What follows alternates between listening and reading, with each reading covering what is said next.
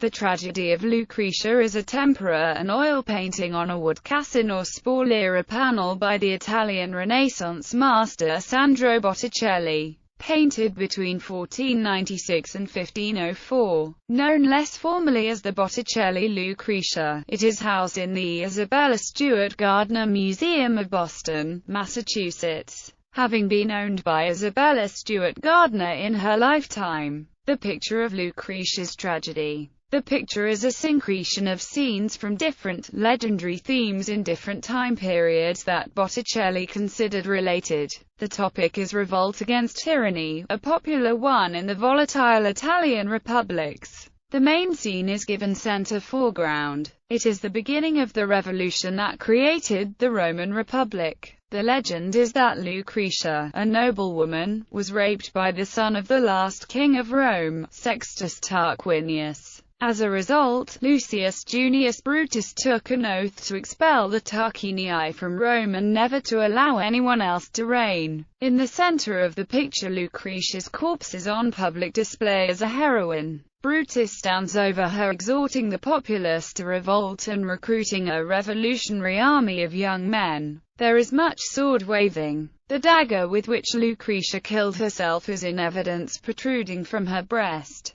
The statue at the top of the column behind Brutus in the foreground is David and Goliath's head, which is not very suitable for vengeance, but does fit the political situation. David and Goliath were a symbol of revolt against tyranny in the Republic of Florence. Lucretia had called for vengeance, but Brutus had called for the ouster of monarchy, and the purpose of the assembly was to implement it. The legendary funeral oration takes place in the Forum Romanum, but Botticelli makes no effort to represent that well-known place. The setting is a small town, which can be seen trailing into the countryside in the background. Some speculate it may have been Galatia, but that place was hardly the scene of a national revolution. None of the buildings are classical Roman, and even the triumphal arch in the background commemorating the triumph of the Republic is unlike any other. Hilliard T. Goldfarb, author of the Isabella Stewart Gardner Museum, A Companion Guide and History, instead suggests that it is a dramatic stage scene in which the players gesticulate theatrically, and also about Botticelli's intent to convey a clear political message. One does not, however, hire one of the greatest artists of the time to adorn the inside of a wedding chest or the back of a chair, even in a mansion